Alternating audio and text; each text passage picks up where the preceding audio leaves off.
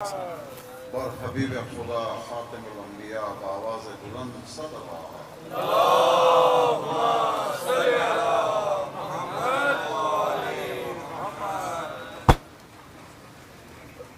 مل کر درود بھیجے محمد آل محمد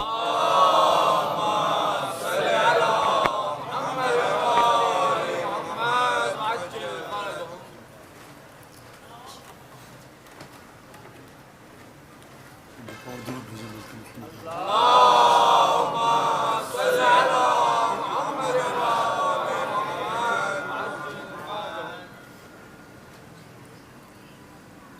اعوذ باللہ من الشیطان الرجیم بسم اللہ الرحمن الرحیم الحمد للہ الذی جعل الحمد مفتاحا لذکرہ وسببا للمزید من فضلہ ودلیلا علی آلائہ وعظمتہ ثم الصلاة والسلام علی عبدہ وامین وحیہ وخاتم رسولہ سیدنا ومولانا بالقاسم محمد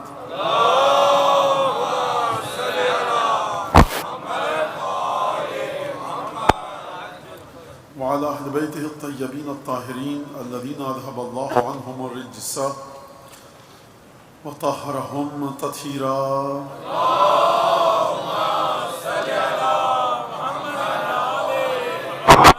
اللعن الدائم على أعدائهم أجمعين أما بعد فقد قال الله الحكيم في كتابه المجيد أعوذ بالله من الشيطان الرجيم إنا عرضنا الأمانة على السماوات والأرض والجبال فأبين أن يحملنها وأشفقن منها وحملها الإنسان إنه كان ظلوما جهولا.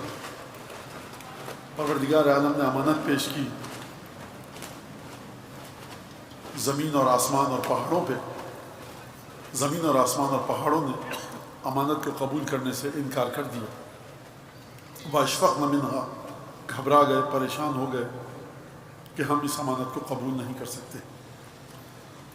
اور ان کو اپنی حیثیت پتہ تھی، وقت پتہ تھی کہ یہ لیاقت، یہ صلاحیت، یہ استعداد ان میں نہیں ہے، یہ طاقت نہیں ہے کہ ہم امانت الہیہ کو وصول کر سکیں.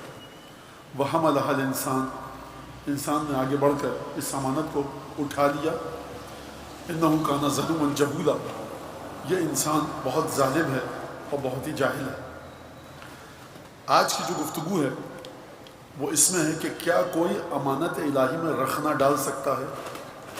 بچے بیٹھے ہیں میرے سامنے جو کمپیوٹر اور سسٹم کو جانتے ہیں. مجھے تو یہ 2-4 اصطلاحات آتی ہیں، میرا شعبہ نہیں ہے.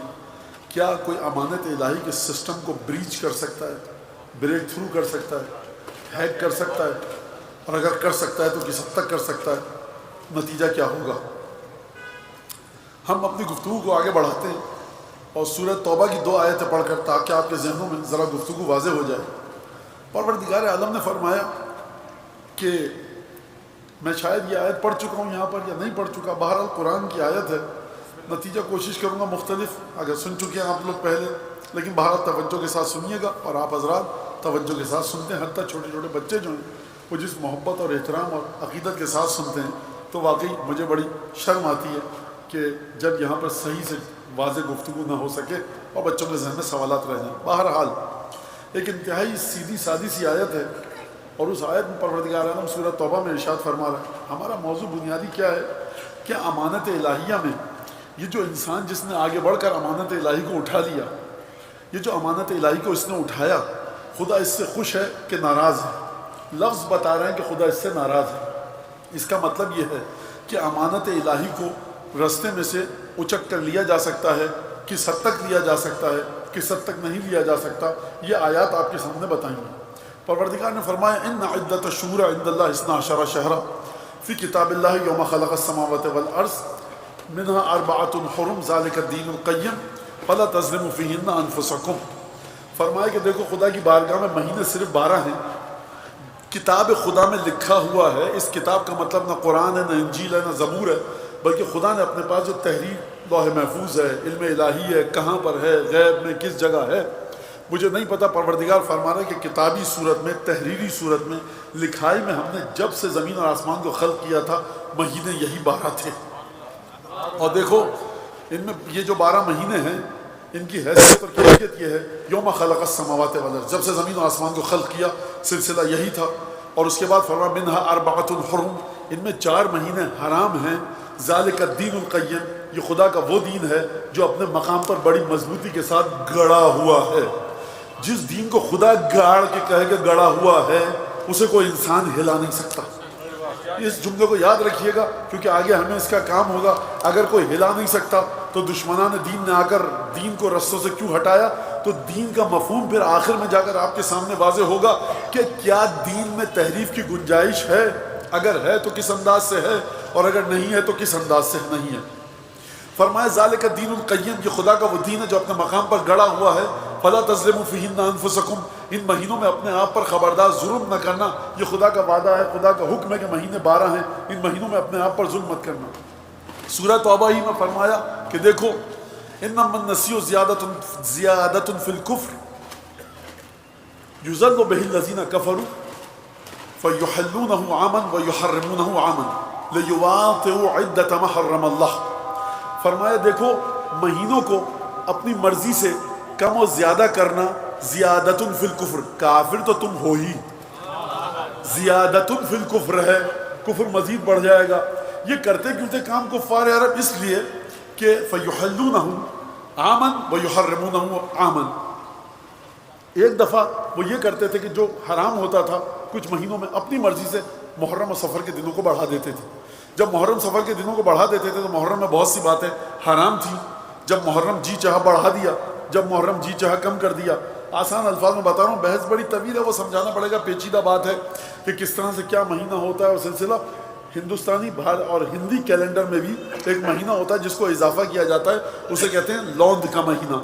یہ اس سے ملتا جلتا تھا کہ آپ سال کی گنتی کو پورا کرنے کے لیے اپنی مرضی سے مہینے کو بڑھائیں. رمضان المبارک 30 دن کا ہے، اپنی مرضی سے آپ 25 دن کا نہیں کر سکتے کہ جلدی سے عید منا لیں، گرمی زیادہ پڑ رہی تھی. زیادۃ فی الکفر، پہلے تو دیکھو مہینے 12 ہیں، ان میں سے ایک مہینے کو بھی آگے پیچھے نہ کرنا. 4 مہینے حرام ہیں. پروردگار عالم نے یہ کس کے سامنے بات کی؟ مسلمانوں کے سامنے.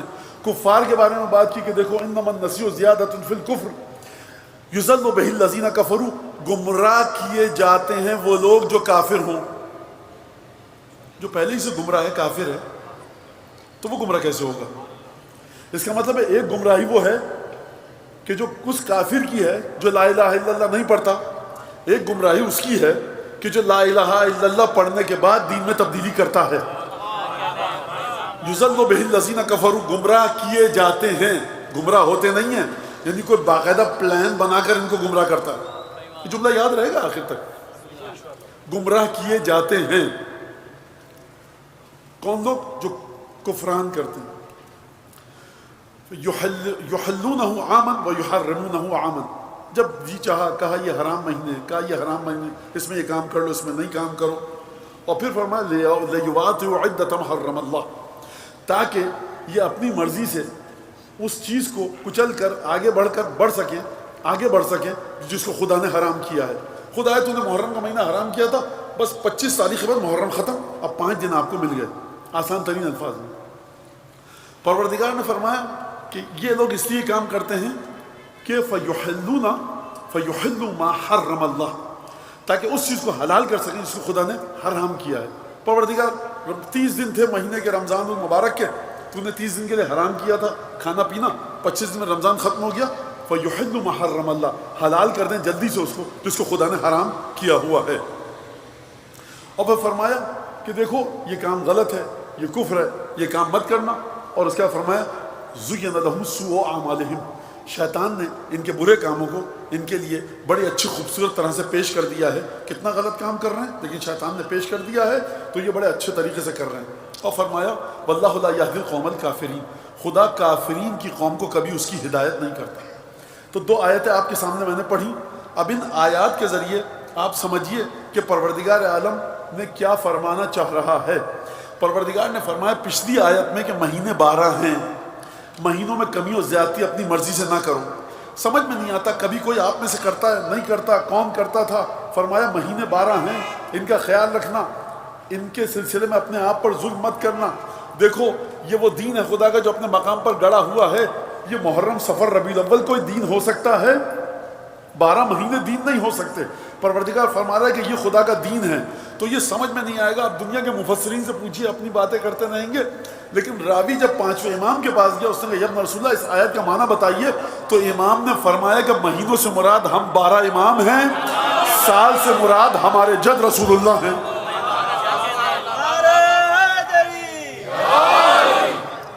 خوب توجہ کیجئے گا کہ آپ کسی, اب اس کا مطلب کیا ہے؟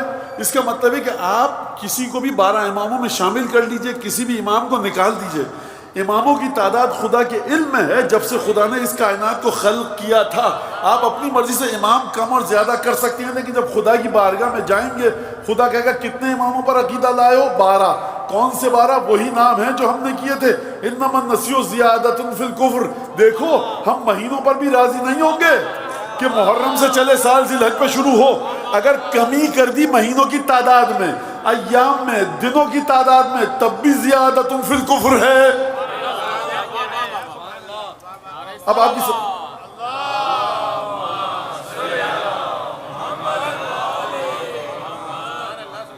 دفعہ درود بھیجیں محمد آل محمد.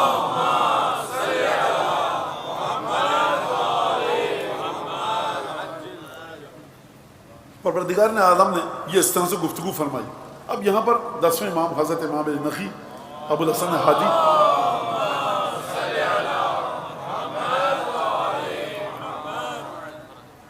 میں پہلے بھی شاید پڑھ چکا ہوں, پہلے سال یہاں پہ جب پڑھی تھی مجلس, لیکن بہرحال روایت آ گئی تو سن لیجیے.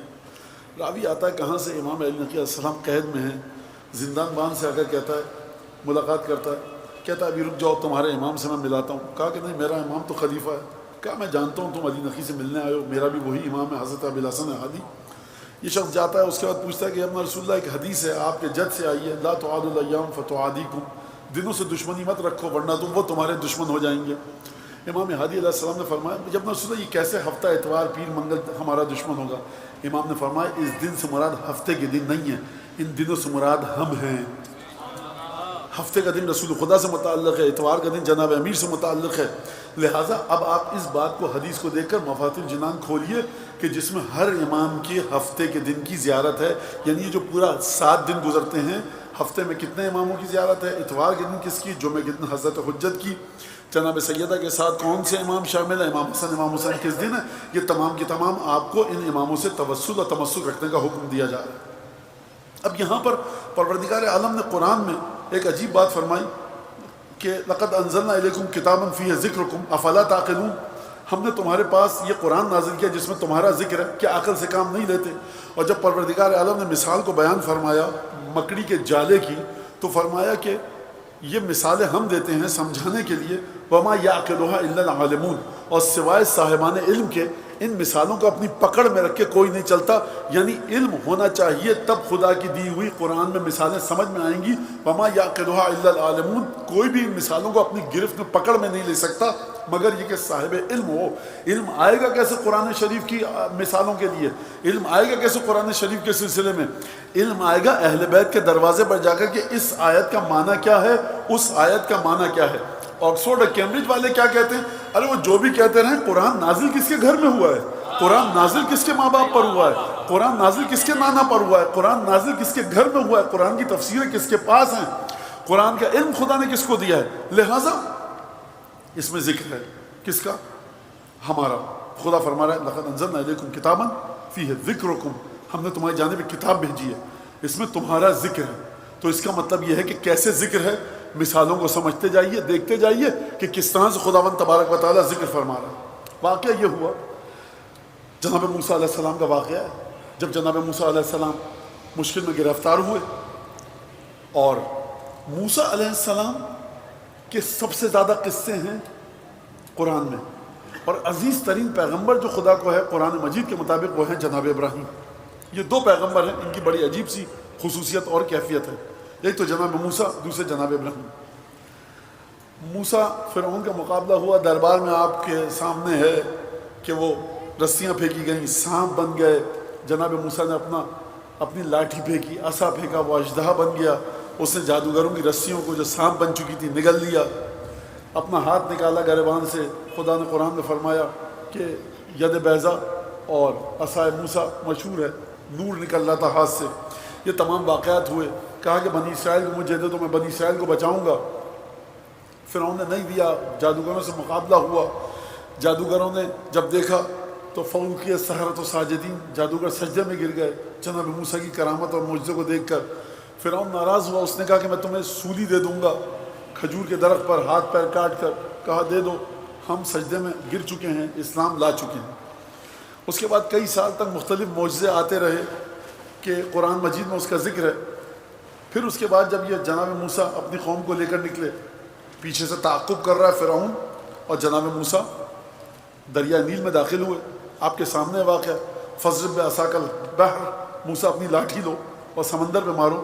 فانفجرت من حسنۃ عشرۃ عینا قد علم کل اناس مشربہم، رستے بنے پھٹے اور 12 راستے بنے، کیونکہ 12 سبط تھے، نواسے تھے بنی اسرائیل کے، اور ہر ایک کو پتہ لگ گیا کہ کہاں سے اس کو کیا پینا ہے اور کہاں سے نکلنا ہے. آیت کی تفسیر نہیں کر رہا، اشارہ کر رہا ہوں. اور پھر اس کے بعد یہ نکلے. خدا نے کہا کہ اے بنی اسرائیل کے لوگوں، ہم نے قد انجیناکم من عدوکم اور ونزلنا علیکم المن والسلوی، دیکھو ہم نے ووعدناکم من جانب الطور الایمن ونزلنا علیکم المن والسلوی، ہم نے من و سلویٰ کا دسترخوان تم پر نازل کیا، دشمن سے تم کو نجات دی، اور جانب الطور الایمن، طور کی دائیں طرف سے تم سے وہ وعدہ کیا. گفتگو ختم ہوئی. اب اس کے بعد پروردگار عالم کی بارگاہ میں آواز ہے کہ موسیٰ ہمارے پاس اور مناجات کے لیے. تو جب موسیٰ گئے تو جناب ہارون سے کہا یا ہارون اخلفنی فی قومی واصلح ولا تتبع المفسدین. موسیٰ نے کہا ہارون سے کہ دیکھو میں جا رہا ہوں، میری جانشینی پر قائم رہنا اور خبردار فساد پھیلانے والوں کی بات کو نہ ماننا، اصلح اصلاح کرتے رہنا. خوب توجہ کیجیے گا اس بات پر، اصلح اصلاح کرتے رہنا. موسیٰ گئے. پروردگار نے کہا موسیٰ بہت جلدی آ گیا. اجل تو الیک یا رب لترضی، پروردگار جلدی سے اس لیے آ گیا ہوں تاکہ تم مجھ سے خوش ہو جائے. خدا نے کہا کہ موسیٰ کہاں آ گئے ہو کوئی طور پہ ہم سے گفتگو کرنے. لقد فتنا قومک من بعدک واضلهم السامری، تم یہاں پہ آ کے مناجات کر رہے ہو. تو ہم نے اتنی حساس اور آسان آیت ہے، بچے غور سے سنیں. فرمایا کہ دیکھو تم ہمارے پاس مناجات کرنے آ رہے ہو، ہم نے تمہارے جانے کے بعد تمہاری قوم سے ایک امتحان لیا. ہارون وہاں پر تھے، اپنی نیابت میں نائب جانشین بنا کر ہارون کو چھوڑ کے آئے ہو. ہم نے تمہاری قوم سے امتحان لیا. لقد فتنا قومک من بعدک، موسیٰ ہم نے تمہاری قوم سے امتحان لیا تمہارے آنے کے بعد. واضلهم السامری، خوب توجہ کیجیے گا، گمراہ کیا سامری نے. خدا کہہ رہا ہے امتحان میرا تھا.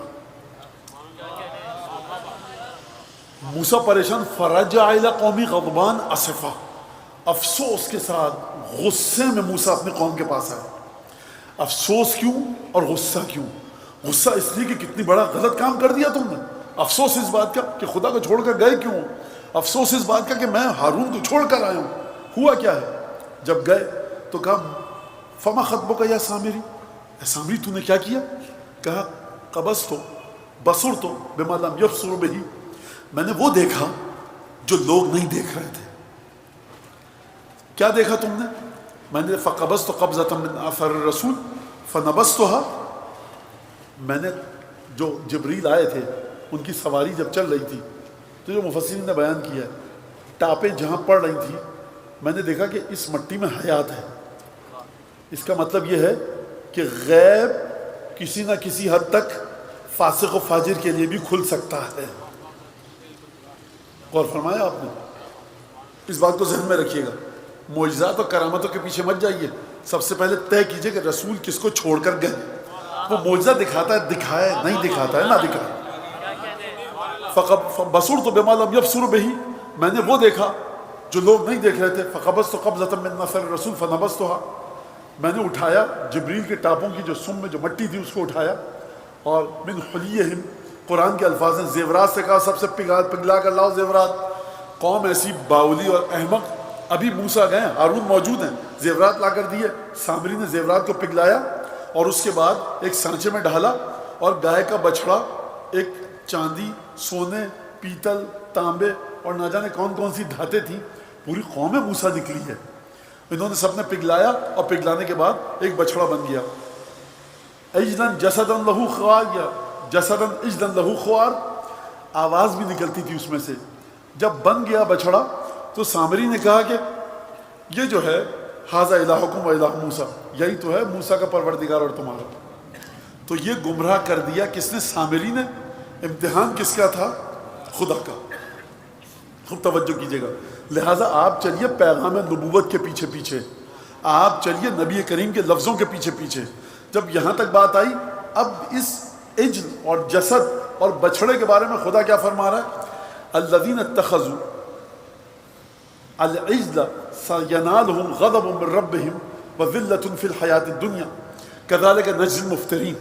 دیکھو جن لوگوں نے موسیٰ کے بعد گائے کے بچھڑے کو اپنا خدا مانا، سینالہم غضب من ربہم، ان کو دبوچ چکا ہے، بہت جلدی دبوچ لے گا ان کے رب کی طرف سے غضب، وذلۃ فی الحیاۃ الدنیا، اور دنیاوی زندگی میں یہ ذلیل رہیں گے. وکذالک نجزی المفترین، ہم جھوٹا بہتان لگانے والوں کو اسی طرح سے سزا دیتے ہیں. خوب توجہ کیجیے گا. یہاں خدا نے مشرکوں کی بات نہیں کی، یہاں خدا نے منافقوں کی بات نہیں کی، عبادتیں چھوڑنے والوں کی بات نہیں کی. تم نے موسیٰ پر اور موسیٰ کے خدا پر بہتان لگایا. خدا فرما رہا ہے دنیا میں بھی ذلیل کر کے رکھوں گا اور آخرت میں بھی غضب آئے گا. پروردگار تو خود فرما رہا ہے موسیٰ سے، لقد فتنا قومک من بعدک واضلھم السامری. دیکھو منصوبہ ہمارا تھا،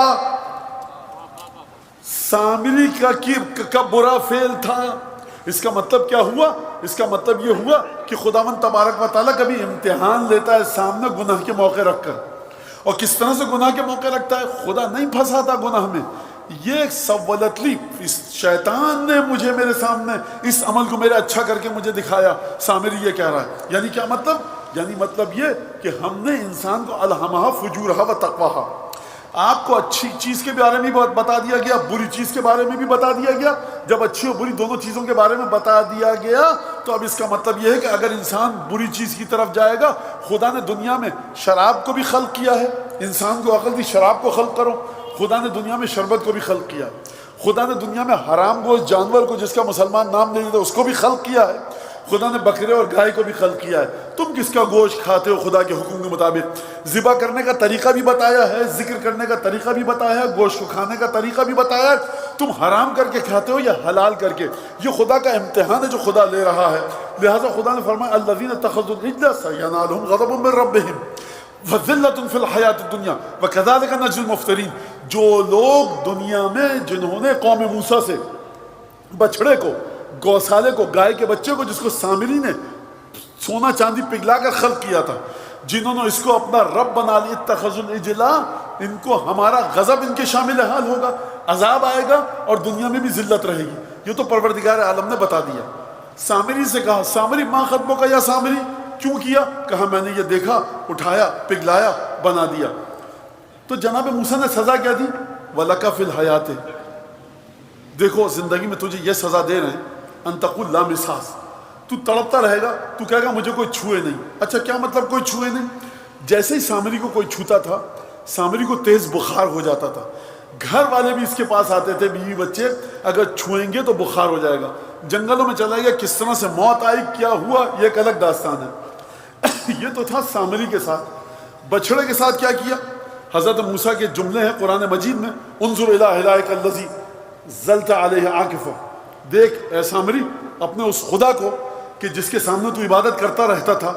لنحرقنہ ثم لننسفنہ فی الیم نسفا، دیکھو ہم اس کو جلائیں گے، اس میں سے رتی برابر کوئی بھی چیز چھوڑیں گے نہیں.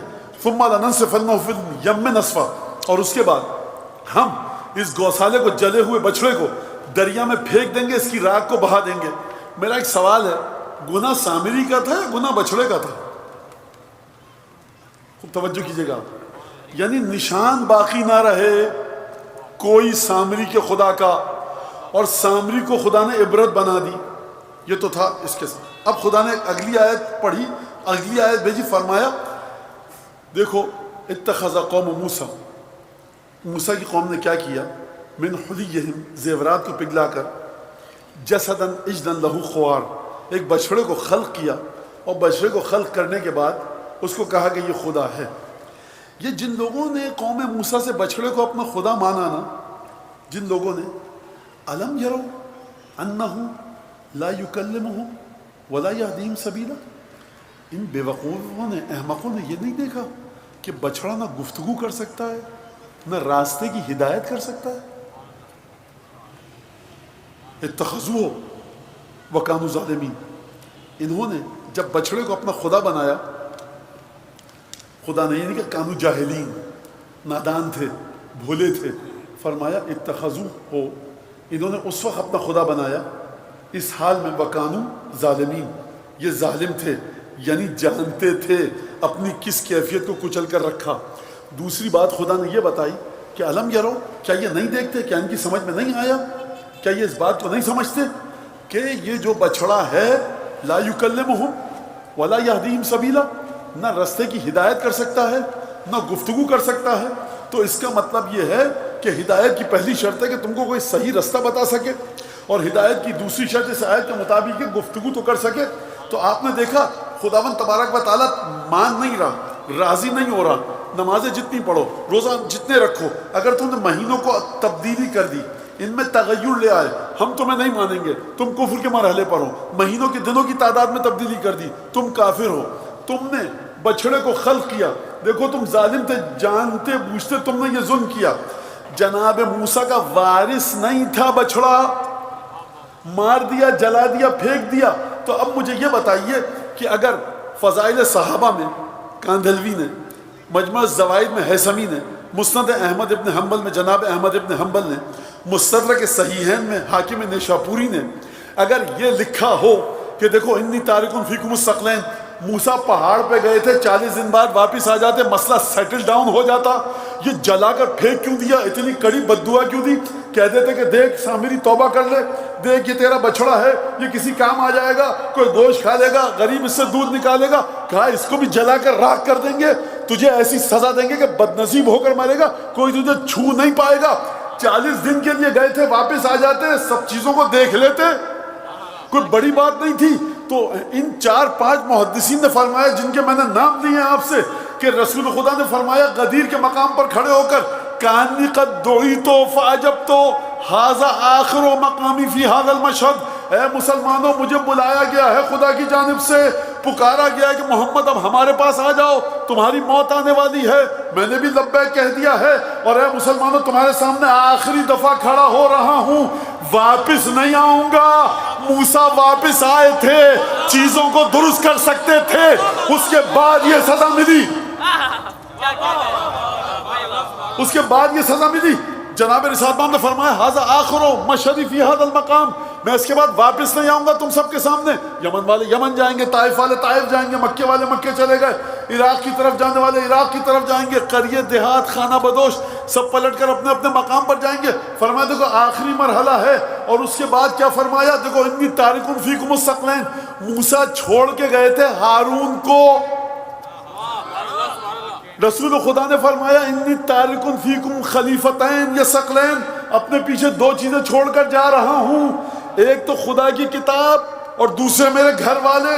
اور پھر فرمایا دیکھو لا تعلمہما فإنہم اعلم منکم، دیکھو ان کو کچھ علم سکھانے کی کوشش مت کرنا، یہ تم سے زیادہ علم رکھتے ہیں، لا تتقدمہما، ان سے آگے مت بڑھنا، یہ تم سے زیادہ علم رکھتے ہیں، آگے بڑھو گے برباد ہو جاؤ گے، سکھاؤ گے۔ یا علی ذرا دوبارہ نہیں دیکھ سکتے آپ اس آیت کو، شاید آپ کی نظر، آپ برباد کافر ہو گئے۔ مولا آپ نے، ہم گن رہے تھے رکعتوں کو، مولا آپ نے مغرب کی نماز 4 رکعت پڑھائی ہے، مولا کہیں میں نے 4 رکعت پڑھائی ہے، تم کو شک ہوا ہے، مولا ہم تو گن رہے تھے، ہم گئے، کچھ مت سکھاؤ، کچھ مت سکھاؤ۔ تو جس بچڑے کو بنایا تھا خدا معیار دے رہا کہ دیکھو تو صحیح بول بھی سکتا ہے کہ نہیں سکتا، بتاؤ ہدایت کر سکتا ہے کہ نہیں ہدایت کر سکتا۔ کہاں وہ بچڑا کہ جو نہ ہدایت کر سکے نہ گفتگو کر سکے، اور کہاں ہارون کہ جو نبی کے وارث ہیں، کہاں وہ لوگ امت کے کہ جو تفسیر لکھنا چاہیں تو ڈکشنری کی کتابیں کھولیں، محدثین کی روایتیں دیکھیں، اور کہاں وہ اہل بیت کے جن کے سامنے کوئی نہ آئے۔ تو سرکار آپ ہارون کے سامنے آئے، موسیٰ واپس آ سکتے تھے، توبہ کا دروازہ تھا، اس کے باوجود یہ سزا ملی۔ تو اب اہل بیت کے مقابلے میں اگر کسی کو لایا جائے گا،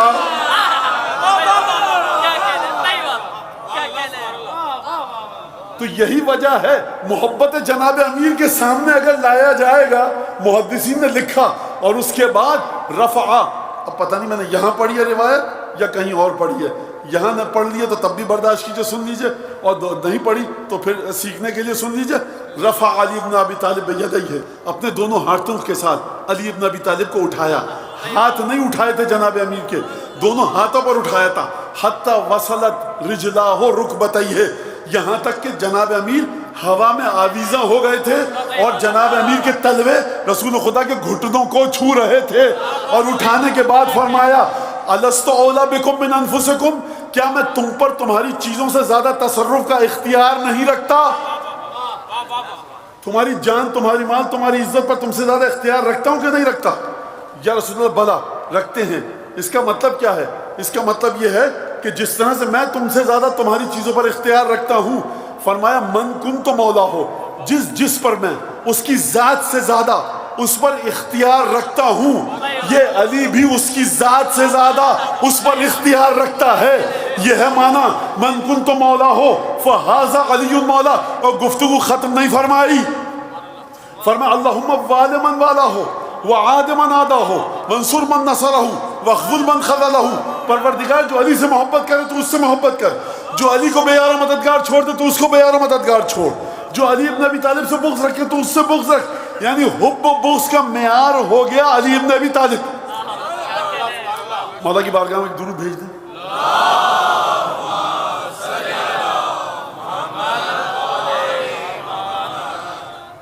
لہٰذا سب سے پہلے، اور گفتگو کس طرح سے کری جائے؟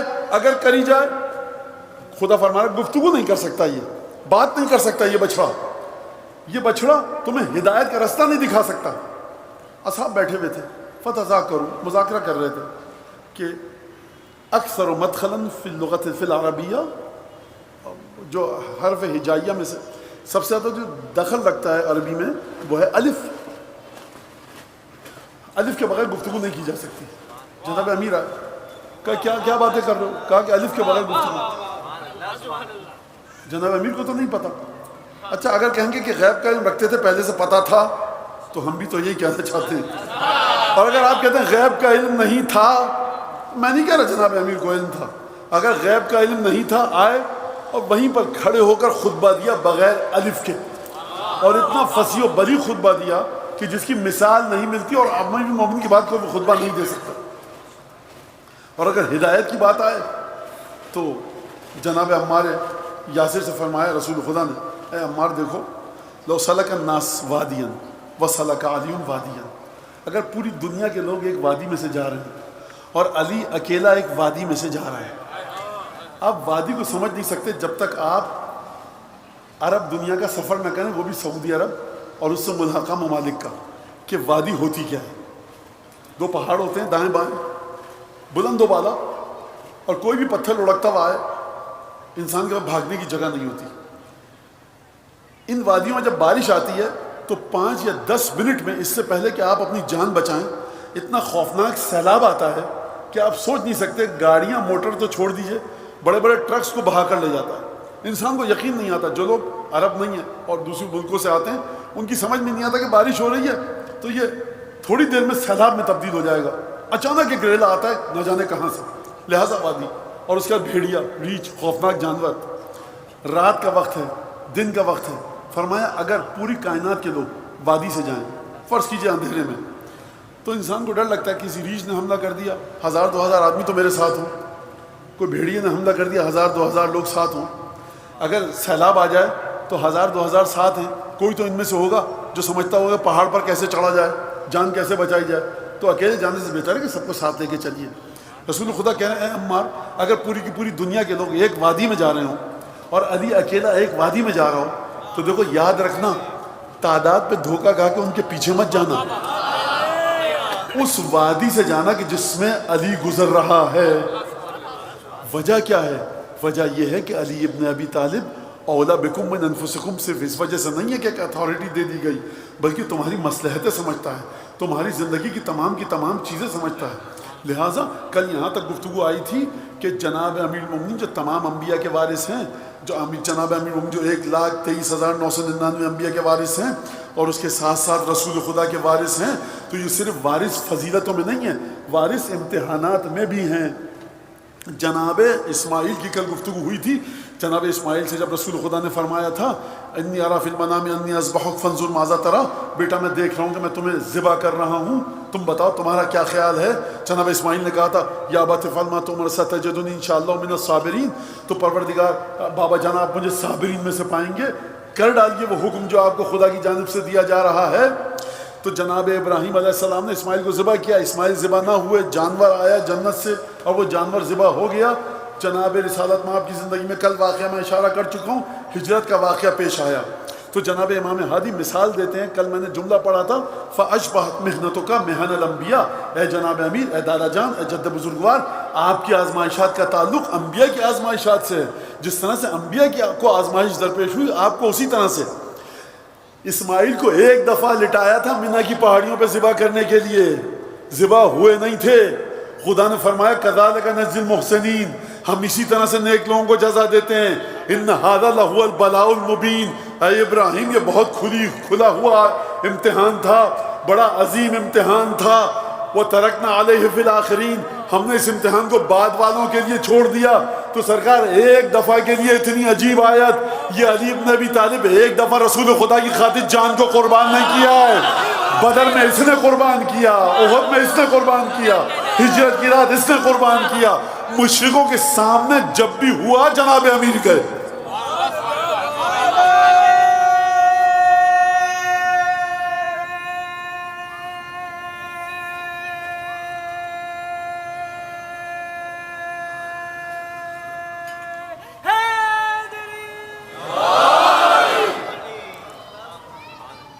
لہذا اور اس کے بعد جناب امام ہادی نے ایک فضیلت پر سے پردہ اٹھایا، فرمایا کہ وَأَشْهَدُ أَنَّكَ، جناب امیر گواہی دیتا ہوں، میں امام ہادی گواہی دیتا ہوں کہ آپ ودوسے عمک و اخاک، آپ کے چچا حمزہ اور آپ کا بھائی جعفر، من الذین، آپ لوگ ان میں سے تاجرتم اللہ، کہ آپ نے خدا کے ساتھ تجارت کی، خدا کے ساتھ تجارت کی، جس کے بعد خداوند تبارک و تعالی نے وہ آیت نازل کی، درود پڑھتے محمد آل محمد،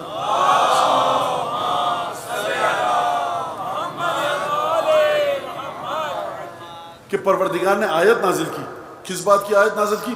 ان اللہ اشتری من المؤمنین انفسهم واموالهم بان لهم الجنہ یقاتلون فیقتلون ویقتلون وعدا علیہ حقا فی التوراۃ والانجیل والقرآن، فرمایا کہ آپ کے بارے میں یہ آیت نازل ہوئی ہے اے جد بزرگوار جناب امیر، اور آپ کے بھائی جناب جعفر طیار کے بارے میں، اور آپ کے چچا جناب حمزہ کے بارے میں، کہ پروردگار عالم نے مومنین سے ان کی جانوں کو خرید لیا، صیغہ ہے جمع کا۔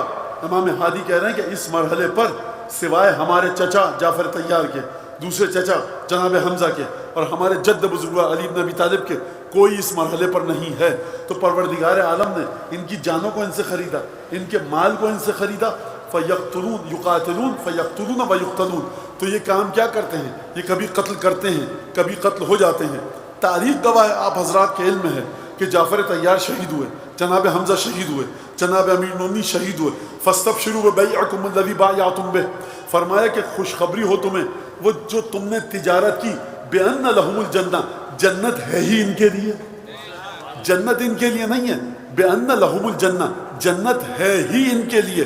یعنی کیا مطلب؟ جس طرح سے خدا نے ان کے ساتھ تجارت کی، جس طرح سے خدا نے ان کی جانوں کو خریدا، جس طرح سے خدا نے ان کے مال کو خریدا، کہ جس کے بعد یہ خدا کی بارگاہ میں جنگ کرتے ہیں، جہاد کرتے ہیں، اور ان کا ذکر تورات میں بھی ہے، ان کا ذکر انجیل میں بھی ہے، ان کا ذکر قرآن میں بھی ہے۔ فاستبشروا ببیعکم الذی بایعتم بہ، اس خوشخبری کو وصول کرو جو خرید و فروخت تم نے خدا کے ساتھ کیا۔ ومن اوفی بعہدہ من اللہ، اور خدا سے زیادہ اپنے وعدے کا وفا کون کرتا ہے؟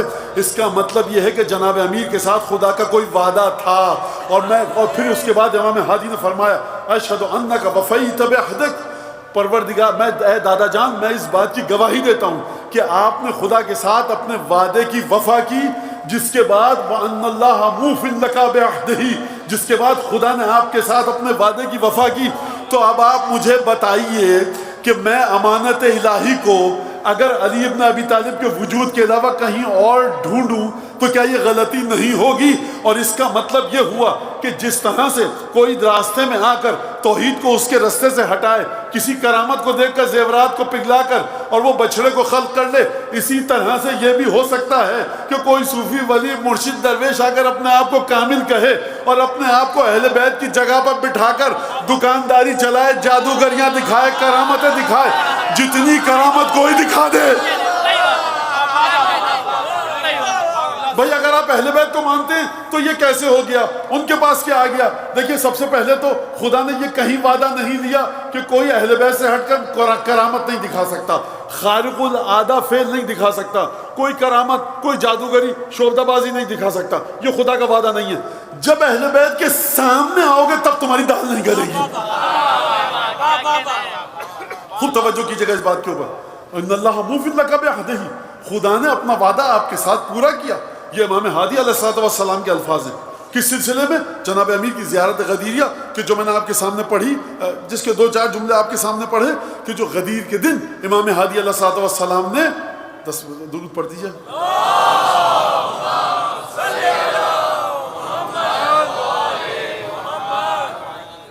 امام ہادی علیہ السلام نے غدیر کے دن جا کر پڑھی ہے۔ کہاں پر پڑھی ہے؟ امام امیر المومنین کی قبر مطہر کے سامنے، غدیر کے دن۔ اب جناب امیر المومنین نماز کا وقت آیا، یتململ و یتلون، جس طرح سانپ کسی کو ڈستا ہے اس طرح تڑپ جاتے تھے۔ وہ یتلون، چہرے پر ایک رنگ آتا تھا ایک رنگ جاتا تھا۔ یعنی کیا ہوا؟ لقد حان وقت اداء الامانۃ التی، اس امانت کو ادا کرنے کا وقت آ گیا ہے کہ جس کو اٹھانے سے زمین اور آسمان گھبرا گئے تھے۔ رک جائیے ذرا، نماز کا وقت آ گیا، 2 رکعت 3 رکعت 4 رکعت نماز عشاء کی زور اثر کی پڑھ دیجیے جا کر، ختم۔ اس میں پریشان، نماز پڑھنا ہے، سجدہ، رکوع، اور کیا ہے اس میں پریشانی کی بات؟ دنیا پڑھتی تھی نماز، کسی اور کے بارے میں آپ نے نہیں سنا، اچھا سنا بھی ہو تو بس کیا کہوں میں، خیر چھوڑ دیجیے اس بارے میں۔ تو امیر المومنین کے بعد یتلون و یتململ، جس طرح سانپ ڈستا ہے، بچھو ڈس لیتا ہے، وہ شخص درد میں تڑپتا ہے تو مولا کائنات ایک تڑپ کے آثار چہرے پر نمودار ہو جاتے تھے۔ اور اس کے بعد جناب امیر المومنین یتلون، چہرے پر رنگ ایک آ کر جاتا تھا، ایک کے بعد ایک رنگ، زرد، کبھی سرخ، کبھی چہرہ سفید پڑ رہا ہے، خوف، ڈر، دہشت ہے، کیا سلسلہ؟ یعنی کیا ہو رہا ہے کہ لقد حان وقت اداء الامانۃ التی، کیا ہوا؟ پھر خضر نے کہا کہ دیکھو تم میرے ساتھ چل رہے ہو، انک لن تستطیع معی صبرا، میرے ساتھ صبر نہیں کر سکتے۔ وکیف تصبر علی ما لم تحط بہ خبرا، صبر کرو گے بھی کیسے جس کا تمہیں علم ہی نہ ہو۔ موسیٰ جیسا کلیم اللہ۔ اچھا لوگ کہتے ہیں مولانا آپ خضر کا نام کیوں لے رہے ہیں؟ آپ یہاں پر کسی کا بھی نام لکھ دیجیے، کوئی تو تھا، یا خدا آگے گفتگو کر رہا تھا، نعوذ باللہ۔ خدا نے کہا دیکھو اب دم نبھا دینا، جاؤ اس کے پاس، واقعہ طویل ہے، میں جلدی جلدی بتا کر مصائب کی طرف آؤں۔ فرمایا، کہا کہ 3 دفعہ، یہ کیا کہا؟ صبر نہیں کر سکتے موسیٰ، صبر نہیں کر سکتے خضر کے ساتھ، خضر کا علم ایک سطح پر ہے، ایک لیول پر ہے، صبر نہیں کر سکتے۔ کہا کہ سفینہ، کشتی کو، وہ ہوا واقعہ کشتی کو، اور کہا کہ خرقتہا لتغرق اہلہا، سوراخ کر دیا، ڈوب جائیں گے۔ نہیں کہا تھا پوچھنا نہیں کچھ، کہا کہ اچھا ٹھیک ہے۔ پھر واقعہ طویل آگے بڑھے، پھر دیوار بنائی، بچے کا وہ واقعہ۔ تیسری دفعہ جب دیوار گر گئی تو موسیٰ نے بڑے ڈرتے ڈرتے کہا لو شئت لاتخذت علیہ اجرا، اگر حضور اگر ہو سکتا تھا کہ ذرا اجر لے لیتے اس کا، بڑی احتیاط سے کہا لو شئت، اگر چاہتے تو اجر لے سکتے تھے، ویسے یہ نہیں کہا کیوں نہیں لیا، یعنی کہ قربان جاؤں امام سجاد، البتہ میری یہ جرت نہیں کہ میں قربان جاؤں، یا نہ اتنی اوقات ہے کہ میں امام پہ قربان جاؤں، اوقات ہی نہیں ہے کہ میں کہوں، بہرحال زندگی میں اتنی صلاحیت ہو کہ میں قربان جاؤں، ورنہ چپندی کا شوربہ ہیچ مدان، یہ ہماری سب کی سرکار دنیا گزر رہی ہے، ورنہ محبت اہل بیت کیا بات بتاؤں اس کے اوپر کہ کیا حدیثیں دیکھیے جا کر۔ تو بس لطف ہے جناب سیدہ کا، جو آپ یہاں پر اس فرش اعضا پر بیٹھے ہیں اور 4 آنسو نکال لیتے ہیں اور دنیا سکون سے گزرے، مولا کی نافرمانی نہ ہو، قبر میں اپنی سکون سے چل جائیں، مولا کائنات پہلی رات مدد کے لیے آ جائیں۔ قبر، قیامت، برزخ، پل صراط وہ سب گزر جائے، اس سے زیادہ بہرحال کہا کہ لو شئت لاتخذت علیہ اجرا، اگر چاہتے تو کچھ اجر لے لیتے، کہ ھذا فراق بینی و بینک، یا اے خضر رحیم و کریم خدا 3 دفعہ غلطی کی ہے، آپ نے کہا ھذا فراق، بچھڑے والا واقعہ آپ کے سامنے ہے، موسیٰ معمولی شخصیت نہیں ہے، یہاں پر خضر نے کہا کہ دیکھو ھذا فراق بینی و بینک سأنبئک بتأویل ما لم تستطع علیہ صبرا، اب سمجھاتا ہوں کہ کیا ہوا، کتنے گھنٹے کا واقعہ ہوا، 2 گھنٹے، 3 گھنٹے، 1 ہفتے، اور اس کے بعد کیا ہوا، خضر کا علم کس سطح پر ہے، اور ایک دفعہ وہ رسول ہے کہ جس سے خدا فرما رہا ہے قرآن میں حبیب انا سنلقی الیک قولا ثقیلا، زمین آسمان پہاڑ نے امانت برداشت نہیں کی، خدا نے اپنے حبیب سے کہا اے حبیب تجھ پر ایک بہت بھاری بات کو نازل کرنے والا ہوں، حبیب نے اس بھاری بات کو اس دنیا میں وصول کیا، اس سے آگے کا مرحلہ تھا جناب رسالت میں آپ کا، جب اس بھاری مرحلے کو وصول کر لیا اب کچھ اور بھی بچا ہے کہ اب کچھ ایسی چیزیں جو زمین پہ نہیں بھیج سکتا، اب تم ادھر آؤ، جو بھیج سکتے تھے بھیج دیا۔ خوب توجہ کیجئے گا، گئے وہاں پر تمام کی تمام چیزیں بتائی گئیں، دوبارہ زمین پر آئے، علم کہاں ہے رسول خدا کا؟ اب مسئلہ یہ ہے کہ کیا کیا جائے، آپ لوگ اس طرح سے چیزوں میں پھنس چکے ہیں کہ میں ڈرتا ہوں کہ مجھ پہ کہیں کوئی کافر وافر مشاعری اس کا غالی والی کا ٹھپا نہ لگ جائے، یہ بڑی پریشانی ہے۔ مثلاً رسول میں بہت مہذبانہ انداز سے کہوں، اچھا بے ادبی نہیں ہے کیونکہ میں رسول و خضر کا مقابلہ کروا رہا ہوں، میں کسی آیت اللہ کا رسول خدا کا مقابلہ نہیں کروا رہا، کسی مرج تقلید کا امیر مومنین کا مقابلہ نہیں کر رہا سرکار، تو یہ توہین نہیں ہو سکتی۔ تو رسول خدا اپنی آبا کی اگر گرد جھاڑیں سمجھانے کے لیے کہہ سکتا ہوں تو خضر کا علم اس میں دب جائے، اور یہی بات ہے گمراہی کی جو آپ کو گمراہ کرتے ہیں ایسے مولانا لوگ، مت سنا کیجئے میری باتیں آپ۔ لہٰذا یہ رسول کا علم ہے، وہ خضر کا علم ہے، موسیٰ کو جا کے پڑھیے، آپ موسیٰ کو پڑھیے، فخرج یدک تخرج بیضاء من غیر سوء، گریبان میں ہاتھ ڈالو، ڈال دیا، نکالو، نکالا، پروردگار روشنی کیسی نکل رہی ہے، گھبرانا مت، بیماری نہیں ہے، یہ ہم نے نور دیا ہے۔ اچھا موسیٰ دیکھو، ڈرو مت، گھبراؤ مت، آگے آؤ، انی انا اللہ، شجرے کے پاس آؤ، گھبراؤ مت، ہمارے پاس مرسلین رسول گھبراتے نہیں ہیں، آ کر پہاڑ پر آؤ، تجلی پروردگار عالم نے فلما تجلی ربہ للجبل، اپنی تجلی دکھائی پہاڑ پر، خر موسیٰ صاعقہ، موسیٰ غش کھا کر گر پڑے، دوبارہ ہوش میں آئے۔ یہ تمام مراحل السلام علیکہ یا وارث موسیٰ کلیم اللہ، خدا نے جناب موسیٰ سے گفتگو فرمائی ہے۔ تو خوب توجہ کیجئے گا اس بات کے اوپر، یہ موسیٰ خضر کے سامنے شکست کھا گئے۔ خضر کا علم کس مقام پر ہے؟ چھٹے امام کی حدیث اصول کافی میں، لو کنت مع خضر مع الخضر و موسیٰ، اگر میں موسیٰ اور خضر کے ساتھ ہوتا، لأعلمتہما انی اعلم منکما، میں ان کو بتاتا میرا علم تم دونوں سے زیادہ ہے۔ خوب توجہ کیجئے گا، خوب توجہ کیجئے گا، یہ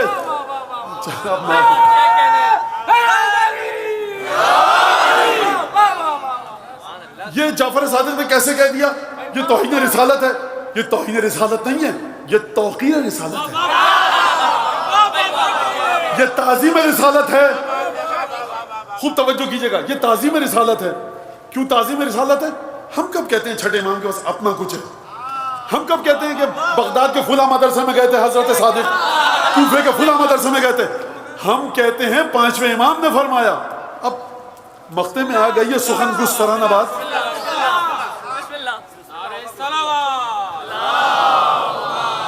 بڑی محبت ہے آپ کی سرکار۔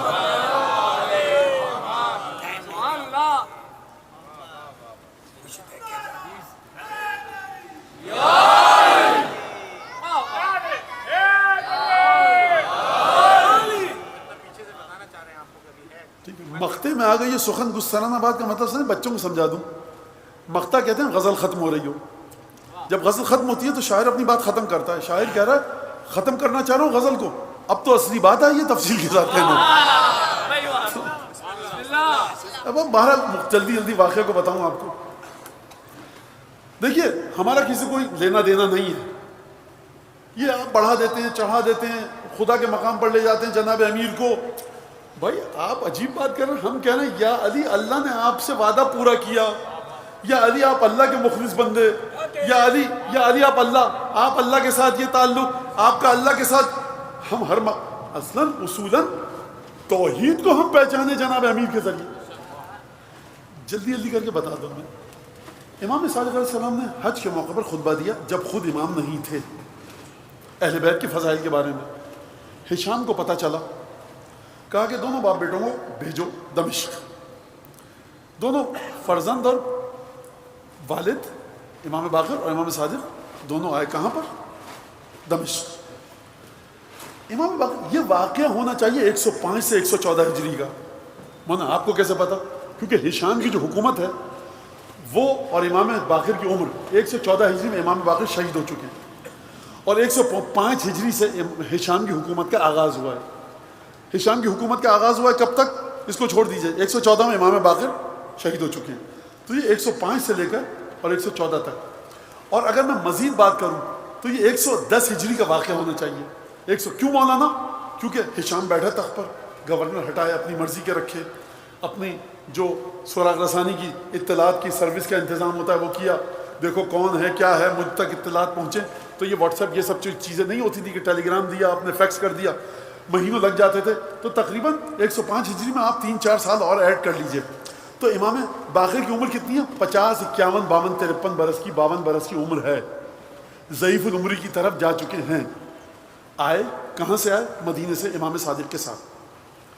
جب آئے ہشام کے بعد دربار میں تمام بنو امیہ کے سردار موجود ہیں. امام باقر امام صادق دروازے پر انتظار کر رہے ہیں. یاد رکھیے گا امام صادق نے کیا فرمایا تھا؟ میں بتاتا ہوں ان دونوں کو، میرا علم ان سے زیادہ ہے.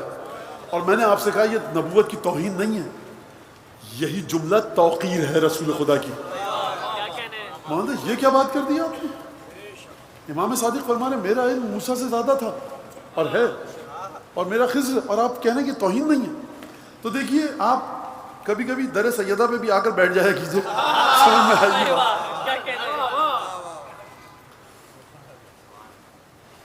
تو اب باہر دروازے کی دونوں ہستیاں کھڑی ہوئی ہیں. دیر کی گئی. امام کیسے گئے؟ بیٹھ کر، لگژری بس میں بیٹھ کے گئے، گھوڑے پہ، خچر پہ، اونٹ پہ. جا کے دیکھیے گا کہ مدینے سے دمشق کا رستہ کتنے دنوں میں طے ہوتا ہے. 50-51 سال کا بوڑھا ضعیف العمر امام، اور پہنچے وہاں پر. دروازے کے بعد روکا ہوا، پھر آنے کی اجازت ملی. جب امام آئے تو وہاں پر بنو امیہ کے اشیاخ کیا کر رہے تھے؟ وہ تیر اندازی کا مقابلہ ہو رہا تھا. ٹھیک ہے. اب دیکھیے پڑھے لکھے ہوتے تو پڑھی لکھی بات کرتے نا امام سے. لوٹ مار کر کے حکومت حاصل کی تھی، یہی سب آتا ہے. اور مسلمانوں کی تاریخ کے کچھ سالوں کو ہٹا کر مسلمانوں کے پاس سوائے وہ چکے پنے کے لوٹ مار کے اٹھائی گیرے پن کے کچھ ہے نہیں. کچھ شروع کے سالوں کو چھوڑ کے جو حکومتیں چلی. بہرحال کہا کہ ایک کمان تھی، کہا کہ دو یا محمد ارم مع القوم. یہ سنیا بادشاہ ہے. امام باقر کون ہے؟ امام باقر رسول اللہ کے درمیان 3 نسلوں کا فاصلہ ہے. نام دینا یا محمد، محمد کہہ کر بلایا امام باقر کو، یہ بے ادبی ہے. امام باقر کو چاہیے تھا ہشام کو کہے یا ابا جعفر کنیت کے ساتھ. جیسے میں اردو میں آپ کا نام فرض کے محمد ہے، میں کہوں اے محمد ادھر آؤ، آپ کے مولانا پہلی دفعہ میرا محمد صاحب ادھر تشریف لائیے، احمد میاں ذرا ادھر آئیے، صاحب جناب لگتا ہے. یا محمد ارم مع القوم. کہا کہ امام نے کہا کہ اب توفینی، مجھے معاف رکھو اس سے، انی واللہ انی لقلیل الرمایا، بہت کم میں نے تیر چلائے ہیں. میں ایک جملہ ہاتھوں کو جوڑ کے کہوں نوجوان بچوں کو ذرا سا جگانے کے لیے کہ میں کہوں گا اے امام باقر آپ کے دادا نے بھی ہجرت سے پہلے بہت ہی کم تلوار چلائی تھی.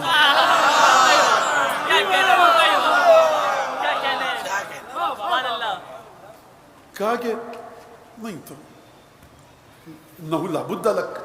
اب سمجھ گیا ہشام کہ محمد باقر کمزور پڑ رہا ہے، اب رسوا ہوگا.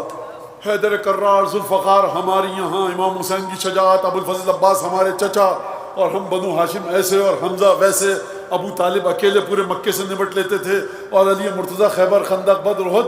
آج موقع اچھا آیا ہے، یریدون لیطفئوا نور اللہ بافواہہم، تم چاہتے ہو اپنے اسی منہ کے ذریعے، یہ منہ اور مسول کی داد، اس کے ذریعے خدا کے نور کو بجھاؤ گے، محمد باقر کے نور کو تم بجھاؤ گے؟ تم تو کیا، تمہارے باپ دادا بھی آ جائیں نہیں بجھا سکتے محمد باقر۔ اب سمجھ گیا ہشام کے محمد باقر، دیکھیے میں اسی انداز سے نام لے رہا ہوں انشاءاللہ کہ بے ادبی، امام زمانہ اس کو بے ادبی میں نہیں رکھیں گے، کہ اب سمجھ گیا کہ نقطہ ضعف ہاتھ میں آ گیا، ویک پوائنٹ ہاتھ میں، کہا نہیں یہ تو کرنا پڑے گا۔ اب میں بچوں سے ایک بات کہتا ہوں، ایک چیز ہوتی ہے کسٹمائز، ایک ہوتی ہے بائی ڈیفالٹ، ہے نا؟ کیا بات ہے، کیا بات ہے، اچھا کیا مطلب؟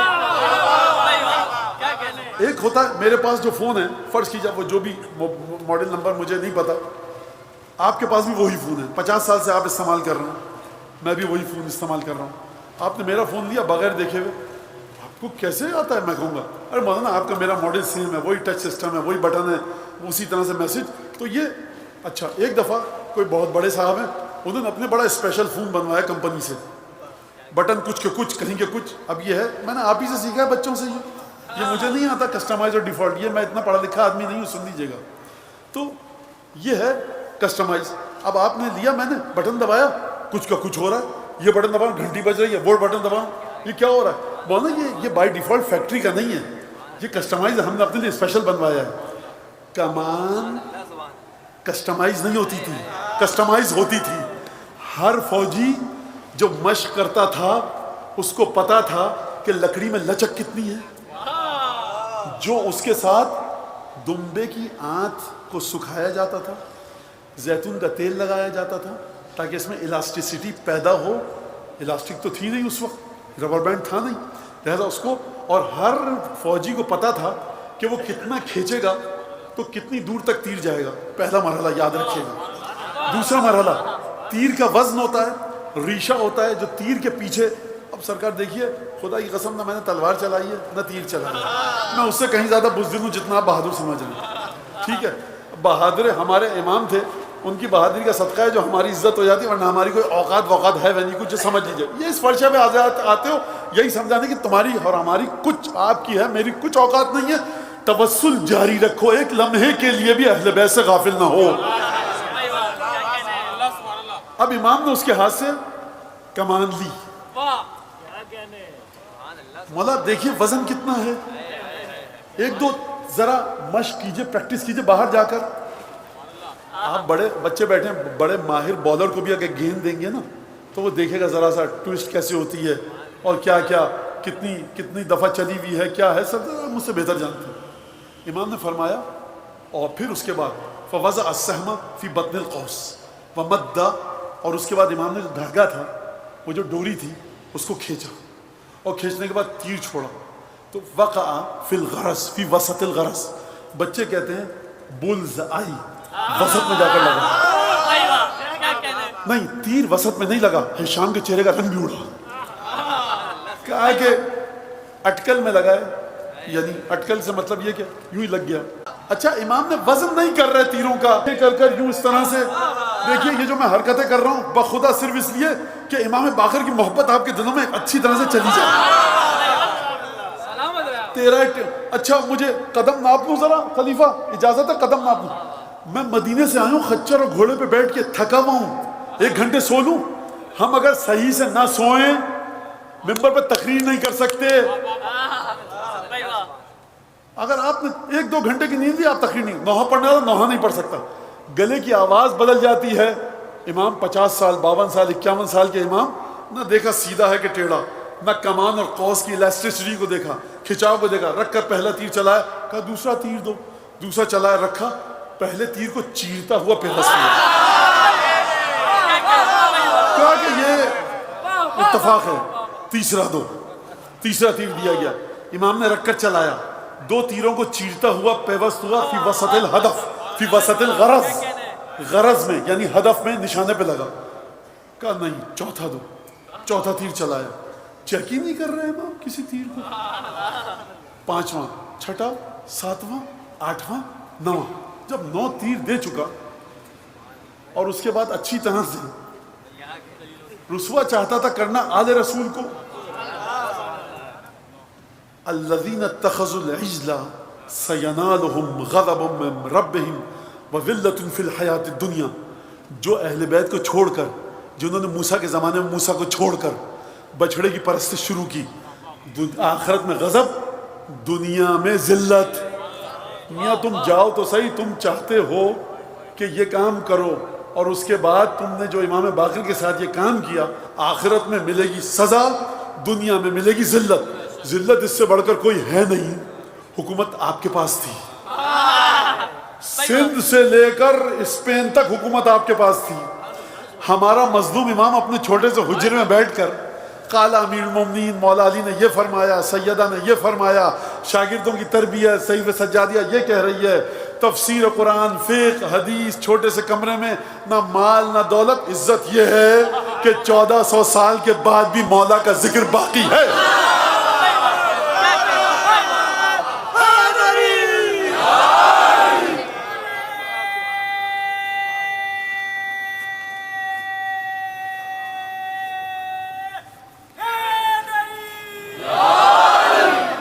عزت باقی ہے۔ ایک واٹس ایپ پہ پیغام چلے، 7 ذی الحج ہے، مولا آقا امام باقر کی شہادت ہے، ماتمی تمام دوست انجمن والے آ جائیں، سب جمع ہو جائیں گے۔ کیا کرنے آئے ہو؟ پیٹنے آئے؟ دیوانے تو نہیں ہو، پگلے ہو کیا پیٹنے آئے ہو؟ یہی تو مولانا عزت ہے، نہ جس کو دیکھا، نہ جس کی حدیثیں سمجھ میں آتی ہیں، نہ جس کی تاریخ پوری پتہ ہے، وہ محبت ہے، آ گئے۔ ہم نے تھوڑی روکا ہے۔ آپ میرے بابا جان کے غم میں بھی ماتم کر لیجئے، میں نے کب روکا ہے آپ کو؟ کر لیجئے، یہ آئیں گے نہیں لوگ۔ خوب توجہ کیجئے گا اس بات کے اوپر، خوب اچھی طرح سے۔ لہٰذا جب 9 تیر چلا لیے، اب کہا کہ یا ابا جعفر، واللہ تم، اب کہا ابا جعفر، امام صادق فرماتے ہیں لم یکنی، اس سے پہلے ہشام نے کبھی کسی کو کنیت کے ساتھ مخاطب نہیں کیا، اور نہ اس کے بعد۔ آپ ولدوں کا جعفر یرمی مسلک، یہ تمہارا جو بیٹا ہے نوجوان صاحب جعفر صادق، یہ بھی تمہاری طرح تیر چلاتا ہے، اور تم نے کہاں سے سیکھا؟ کہا بچپنے میں کبھی ایک آدھ دفعہ تیر چلایا تھا۔ آئمہ دیکھیے پریکٹس کرتے ہیں اور یہ کرتے ہیں وہ کرتے ہیں۔ سر کا پریکٹس وہ کرے جس کا بدن جسمانی ہو، جو وہاں سے۔ اب میں آپ کے سامنے کیا باتیں بتاؤں، روک دیجیے اسی بات کو، ختم کیجیے۔ ابنوں کا یا ولدوں کا جعفر یرمی مسلک، تمہارا بیٹا بھی تمہاری طرح تیر چلاتا ہے؟ کہا کہ نعم، ہاں۔ کہا تھا یہ کیسے چلا رہا تھی؟ تم تو کہتے بچپنے میں، اس کا حیرت۔ کہا نتوارث الکمال القزۃ بالقزہ، ہم کمال کو، ہر اچھی صفت کو، اب میں امام باقر کی حدیث نہیں ہے، یہ میرے جملے ہیں، سننا۔ اگر وہ امام سے کہتا کہ میرے سارے قاری آ جائیں اور امام قرآن سنائیں، امام کی آواز ایسی ہوتی کہ قاری شرما جاتے۔ اگر وہ کہتا امام سے کہ آپ میرے پہلوانوں کے ساتھ کشتی لڑیے، امام اس طرح سے کشتی لڑتے کہ پچھاڑ دیتے۔ تو یہ کمال ہے۔ امام سے کہتا آپ لکھیے ذرا کچھ خوش خطی میں، امام لکھتے۔ سب سے بہترین رائٹنگ امام کی ہوتی۔ کوئی بھی صفت کمال کہتا امام میں سب سے زیادہ بہترین ہوتی۔ کہا یہ آپ نے کہاں سے سیکھا؟ کہا نتوارث الکمال القزۃ بالقزہ، ہم کمال کو ورثے میں لیتے ہیں اپنے دادا علی مرتضیٰ سے، نہیں کا امام سجاد سے۔ یہ اپنے اماموں کی عادت کو سمجھیے، جب بھی موقع ملتا تھا، اسد اللہ الغالب، الغالب علی کل غالب، امیر المومنین علی بن ابی طالب، جب بھی موقع ملتا تھا جناب امیر المومنین کی درود بھیجیے امیر المومنین کی بارگاہ میں بلند آواز سے۔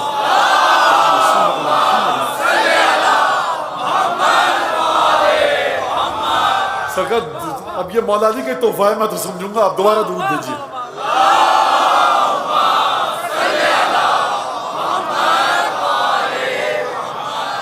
جب بھی موقع ملتا تھا ہمیشہ ایک اور درود بھیجیے، کام نہیں چلے گا ان درودوں سے۔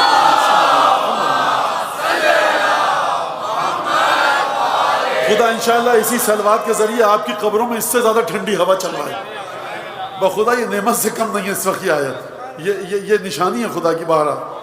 تو فرمایا نتوارث الکمال، ہم اپنے جد سے لیا کمال۔ کہا آپ کے جد کو کون سا کمال ملا تھا؟ کہا وہ جو خدا نے فرمایا تھا الیوم اکملت لکم دینکم واتممت علیکم نعمتی ورضیت لکم الاسلام دینا. اس سے آپ کا کیا تعلق ہے؟ فرمایا اب دیکھیں میں اپنے جملے ملا کر پیش کر رہا ہوں. فرمایا خدا نے یہ نہیں کہا اتممت علیکم نعمتی، میرے جملے بھی اس میں مل کر آ رہے ہیں، تو تیر چلانا نعمت ہے کہ نہیں ہے؟ دوبارہ جناب امیر کی بارگاہ میں درود بھیجیے محمد.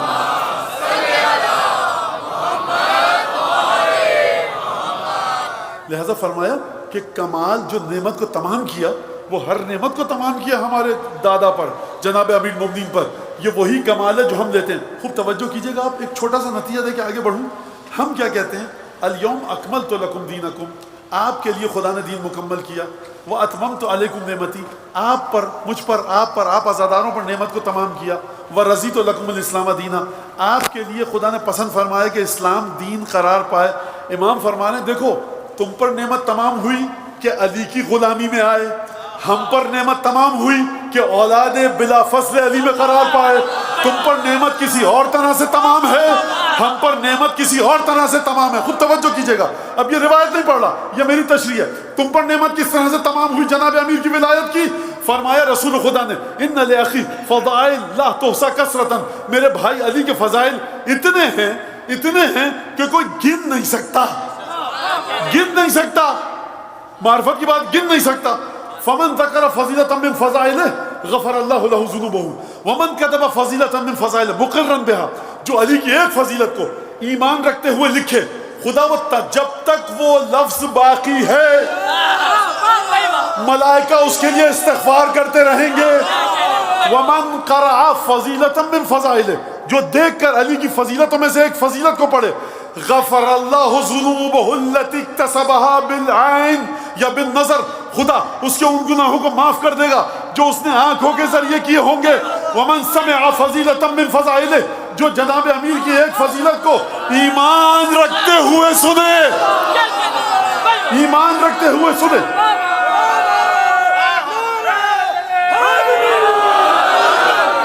ایمان رکھتے ہوئے سنے، غفر اللہ ذنوبہ التی، خدا اس کے ان گناہوں کو معاف فرما دے گا جو اس نے سماعت کے ذریعے کسب کیے ہوں گے. کیا مطلب؟ یہ ہے اتممت علیکم نعمتی. پر یا رسول اللہ یہ کون سی نعمت مجھ پر تمام ہوئی؟ رسول خدا شاید عالم غیب سے جواب دیں کہ نادان اتنا بھی سمجھ میں نہیں آیا، مفت کے گناہ معاف ہو رہے ہیں، سوائے فضیلت کا ذکر کرو گناہ معاف ہوں گے. دیکھیے دور پڑھے محمد عالم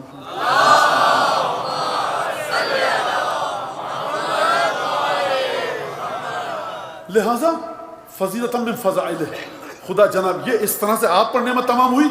امام باقر پر کیسے تمام ہوئی؟ کہ جو کچھ جناب امیر المومنین کو ملا بے عین ہی وہ امام باقر علیہ السلام تک آیا، اور اس کے بعد امام صادق علیہ السلام تک آیا. جناب امیر کو سب کچھ کیسے ملا؟ نفس رسول قرار پائے.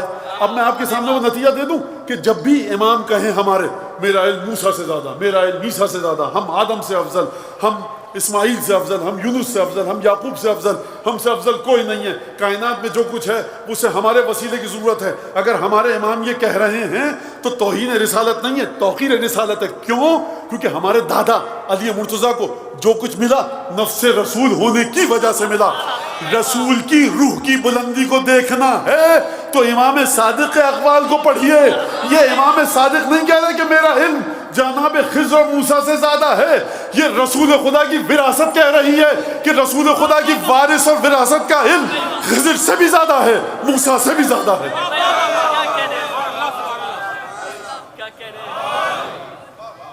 اب آپ کی سمجھ میں آیا؟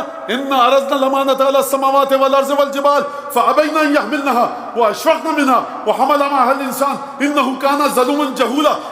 جس نے بھی محبت اہل بیت کو راستے سے ہٹا کر خود اس مقام تک آنے کی کوشش کی، یہ ظالم بھی ہے، یہ جاہل بھی ہے.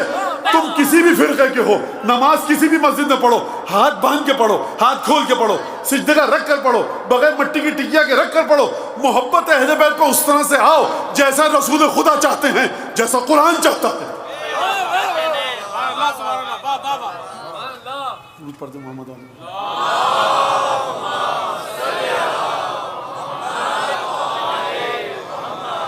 مجھے نہیں پتا کہ میں یہ لا الہ الا اللہ سرکار اب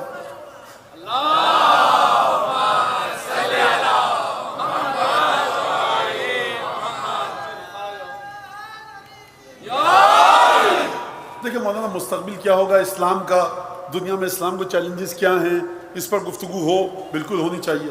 عمومی طور سے یہی گفتگو ہوگی. بہت دل چاہ رہا ہے اسلام کا مستقبل اور اسکالسٹک ایکیڈیمک باتیں سننے کا. مجلس ہے صرف اور صرف فضائل پنجتن کے لیے، مجلس ہے تعلیمات پنجتن کے لیے، مجلس ہے کہ تمہارا عمل پنجتن کے مطابق ہو، مجلس ہے کہ تمہارا عقیدہ پنجتن کے مطابق ہو. آپ کا گھر ہے، بلائیے، ٹاپک رکھیے، اس پہ گفتگو کریں گے. کیوں نہیں کریں گے؟ کریں گے، بالکل کریں گے.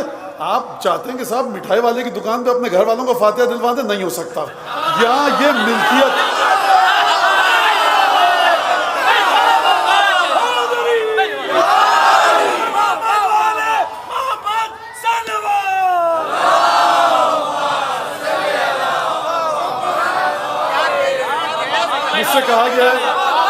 مجھ سے کہا گیا کہ مولانا آپ بتائیے کہ آپ یہ سب باتیں کر رہے ہیں 1400 برس پہلے کی، تو آپ یہ دیکھیے اب امام صادق علیہ السلام نے بھی کئی سو برس پہلے کی بات کی. اگر میں ہوتا خضر کے ساتھ تو میں بتاتا. تو میں یہ روایت آپ کے سامنے پیش کر رہا ہوں کہ آج اگر امام حسین ہوتے تو کیا کرتے.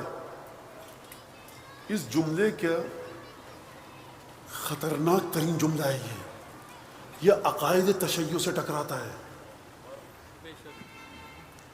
اچھا دیکھیے کس نے کہا ہے، مجھ سے ایک نے کہا، مولانا بچے نے کہا، یہ میں دکھا سکتا ہوں میسج، کہ آج اگر امام حسین ہوتے کیا کرتے. دیکھیے تمام ذاکرین جو ممبر پہ بیٹھ رہے ہیں ان کے قدم سر آنکھوں پر. اگر آپ کو یقین آ جائے میری بات پر تو میں آپ سب کے لیے دعا کرتا ہوں، کیونکہ یہ ذمہ داری ہے، استحباب ہے، مستحب موقد ہے. ممکن کے لیے دعا کرو. اور پھر تمام ذاکرین، خطبہ، نوحہ پڑھنے والے، وہ کسی بھی زبان میں، اس کے لیے میں دعا کرتا ہوں کیونکہ ثواب مجھے ملے گا. تو تمام ذاکرین، تمام خطبہ محترم ہیں. لیکن آج امام حسین ہوتے کیا کرتے، یہ کون بتائے گا؟ اچھا تمام ائمہ میں صرف امام حسین آپ کو کیوں نظر آ رہے ہیں؟ رسول خدا کیا کہہ گئے تھے؟ یہ 12 امام، یہ 12 امام. آج امام حسین ہوتے کیا کرتے؟ کس کو پتا کیا کرتے؟ یہ پتا ہے حضرت حجت کو. تو مولانا پھر آپ پابند ہیں اپنے مرجع کی توضیح مسائل کے. آپ آپس میں بیٹھ کے، یہ بچے جن کو التقاء ساکنین علی حدی والا غیر حدی نہیں پتا، جن کو یہ نہیں پتا کہ اب خیر یہ بات میرے منہ سے نکل گئی، تو جن کو نہیں پتا وہ بیٹھ کر ڈسکس کرتے ہیں کہ آج امام حسین، بچے کہیں مولانا ہمارے کزنس کے گروپ میں شامل، آج امام حسین کیا کرتے ہیں. دیکھیے مجھے نہیں کہنا مولانا آپ اعتراضات کا جواب نہیں دے رہے اس دفعہ، میں پچھلے سال دے چکا. مجھے کوئی سنسنی نہیں پھیلوانی، اور نہ میں نہیں چاہتا کہ وہ مولانا نے یہ کہہ دیا، مولانا ابو طالب نے یہ کہہ دیا. میں بالکل یہ نہیں چاہتا. جو بات ہے جو غلط عقیدے کے خلاف ہے میں اس کی وہ میں نے آپ کے سامنے بات کہہ دی ساری پچھلے سالوں میں 2-3 سالوں میں کہ صاحب یہ بات ہمارے عقائد کے خلاف ہے. لیکن امام حسین ہوتے کیا کرتے؟ یہ بچے جمع ہو کر امام حسین تو یہ کرتے ہو، کہتا ہاں بات تم صحیح کہہ رہے ہو. میاں تم ہو اپنے مرجع کی توضیح مسائل کے پابند.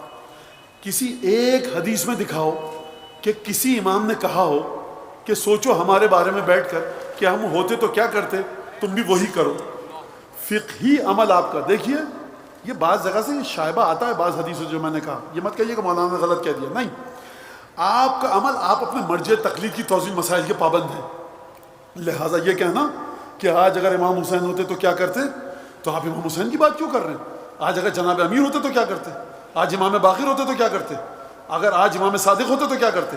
تو آپ کو 14 اشخاص، 14 ہستیاں، 14 انسان، 14 معصومین کی تاریخ آپ کی گرفت میں ہونی چاہیے. 14 تاریخوں کو آپ سامنے رکھیے، سیرتوں کو، اور اس کے بعد اگر ان ہستیوں کی سیرتیں آپس میں ٹکرائیں تو پھر آپ کیا کریں گے؟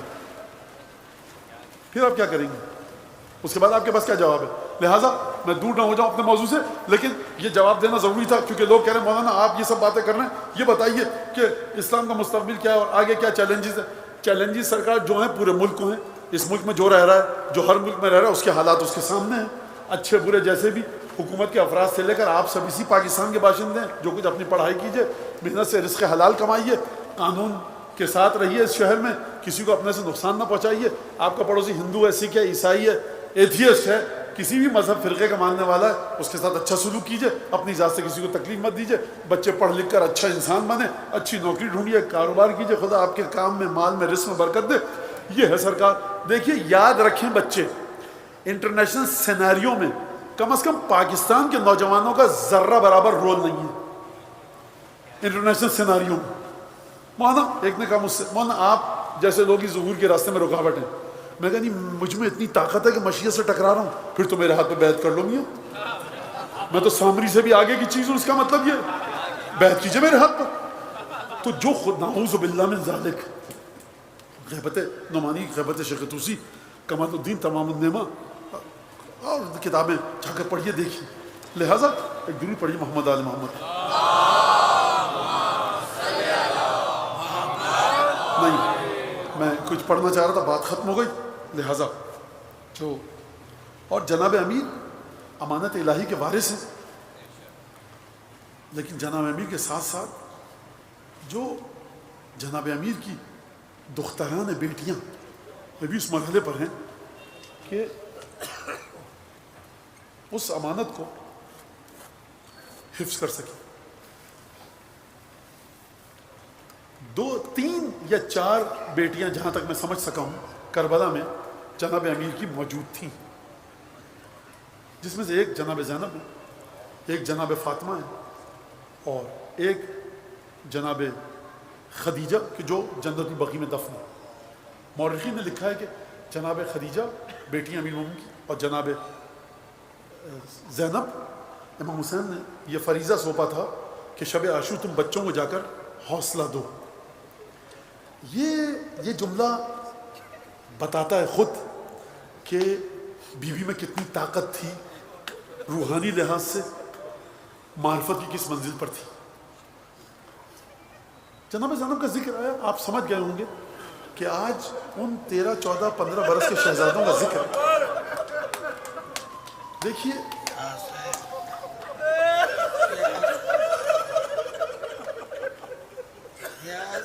دیکھیے سمجھیے ذرا، آپ کو یاد ہے یہ دونوں شہزادے جناب زینب کے دونوں فرزند، ان میں بڑی آن بان ہے، تمکنت ہے.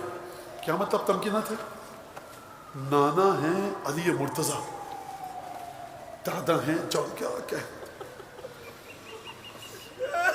میں اس بیوی کو سلام کروں یہ بھی اوقات نہیں ہے کسی کی. ہیں کون ہوں جو وسیع قرار پائے کربلا کے میدان میں سید الشہداء کی. اس اصلا ذہن ماننے کو تیار نہیں ہوتا کہ ایسی خاتون بھی کوئی ہو سکتی ہے.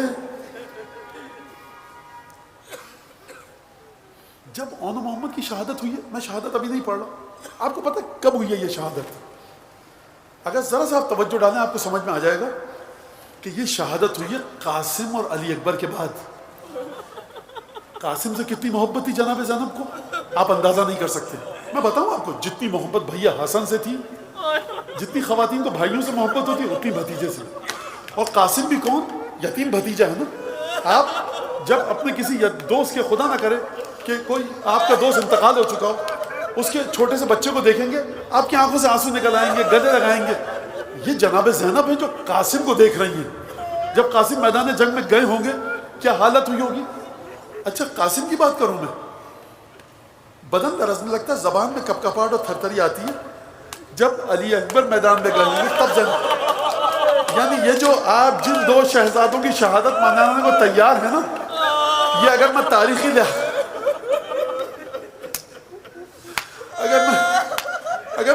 لحاظ سے آپ سے کہوں تو ابھی بی بی کے آنسو تھمے نہیں علی اکبر کی یاد میں. آپ سمجھتے ہیں جس طرح سے آپ علی اکبر پر روتے ہیں بی بی روئی ہیں. یہاں سے گھروں تک گئے دل کو سکون آ گیا. آنسو تھمے نہیں ہے بی بی کے. ابھی آنسو تھمے نہیں تھے، قاسم کی لاش آئی ہے. ابھی آنسو تھمے نہیں تھے اور شہزادوں کی لاش آئی ہے. اس کے بعد یہ دونوں شہزادے قربان کیے ہیں زینب نے اپنے بھائی پر. اور کیا کہنے، انیس روکے کوئی رستے میں تو ڈریو نہ میری جان، بس کلمہ توحید پڑھے جائیو حیران، اقرار نبوت میں فصاحت کا رہے دھیان، دل بند ہو تم 3 اماموں کے میں قربان. کہنا کہ ملازم ہیں ولی ابن ولی کے. کہنا کہ بی بی کیا عظمت ہے بی بی کی. انشاءاللہ یہ آپ کے آنسو جناب سیدہ قبول کریں. میں بی بی سیدہ سے آپ حضرات کے بلبوتے پر ایک جملہ کہنا چاہتا ہوں کہ بی بی دیکھیے آقا زادی ہماری شہزادی یہ آپ کی بیٹی کے غم میں یہاں بیٹھے ہیں، اور کریموں کا یہ طریقہ ہے جب کوئی ان کے بچوں کی یاد مناتا ہے تو وہ کریم آگے بڑھ کر اپنے بچوں کے عزاداروں کو صلہ دیتے ہیں. اب یہ آپ کے آنسو ہیں اور جناب سیدہ کے آج کی رات تحفے ہیں. انیس کو ذرا سمجھو انیس کیا کہہ رہے ہیں. جب ماں کے پاس بچے آئے تو انیس کہہ رہے ہیں زینب گھبرا. زینب گھبرائی نہیں، زینب نے گریہ نہیں کیا. زینب کیا فرما رہی ہے کہ دیکھو بس بیٹا جب مر جاؤ نا، جب شہید ہو جاؤ، عالم برزخ میں فرشتے آئیں تو دیکھو یاد رکھنا بس کلمہ توحید پڑھے جائیو ہر آن. جب قبر میں پہنچو نا اپنے نانا اور دادا کے پاس تو کلمہ توحید پڑھنا، بس کلمہ توحید پڑھے جائیو ہر آن. اقرار نبوت میں فصاحت کا رہے دھیان. دیکھو میرے نانا کا جب نام لینا نا قبر میں جا کر تو بڑی اچھی طریقے سے نام لینا. دیکھو دل بند ہو تم 3 اماموں کے میں قربان. اے بیٹا اونو محمد تم معمولی گھرانے سے نہیں ہو، 3 اماموں کے لاڈلے ہو، حسن کے، حسین کے، زین العابدین کے، علی مرتضیٰ کے نواسے ہو، حسن اور حسین کے بھانجے ہو. دیکھو بیٹا گھبرانا مت، دل بند ہو تم 3 اماموں کے میں قربان. کہنا کہ ملازم ہے ولی ابن ولی کے.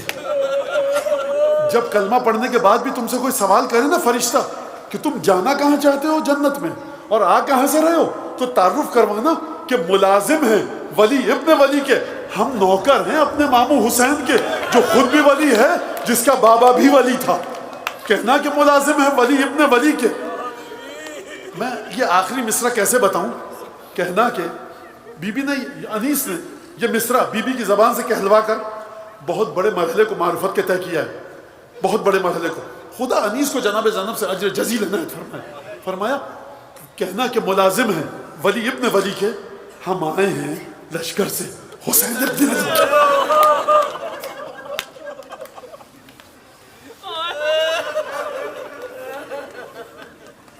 یہ بیٹے گئے لڑنے گئے. ماں کون ہے؟ آپ یہ سمجھ رہے ہیں کہ میں اونو محمد کے مصائب پڑھوں گا؟ نہیں، میں اس بی بی کے مصائب کا حق ادا کرنا چاہیے نا. یہ کون بی بی ہے؟ رسول خدا کی آغوش میں تشریف فرمائے جناب زینب. کہا نانا خواب دیکھا ہے. کہا بیٹیا بتاؤ کیا خواب دیکھا ہے؟ کہا دیکھا ہے کہ ایک درخت ہے مضبوط، اس کے تنے سے لپٹی ہے، وہ درخت تنے سے اکھڑ جاتا ہے. رسول خدا کے چہرے کا رنگ روایت کے مطابق متغیر ہو گیا. کہا پھر؟ کہا اس کے بعد اس درخت کی ٹہنیاں بھی ٹوٹ جاتی ہیں، میں اس درخت کے پتوں کے سائے میں آتی ہوں. نانا جان تھوڑی دیر بعد اس درخت کے پتے بھی ٹوٹ جاتے ہیں اور میں بے آسرا ہو جاتا ہوں. رسول خدا کے چہرے کا رنگ متغیر ہوا، گریہ کیا. مجھے تفصیل نہیں پتا، لیکن جناب رسالت مام نے تعبیر بتائی. دیکھو بیٹیا تنا میں ہوں، بہت جلد رخصت ہو جاؤں گا. ٹہنیاں میرے وجود کی فاطمہ اور علی ہیں، یہ بھی رخصت ہو جائیں گے. پھر تم حسن اور حسین میرے پتے ہیں، تو ان پتوں کی پناہ میں آؤ گی، اور اس کے بعد یہ دونوں پتے بھی تم سے چھوٹ جائیں گے، تم اکیلی رہ جاؤ گی. یہ بی بی کون ہے؟ کبھی آپ نے کسی 4 سال کی بچی کو دیکھا ہے خاندان میں جس کے گھر کا کوئی بزرگ مرا ہو اور اس کے 85-90 دن کے بعد ماں مر جائے؟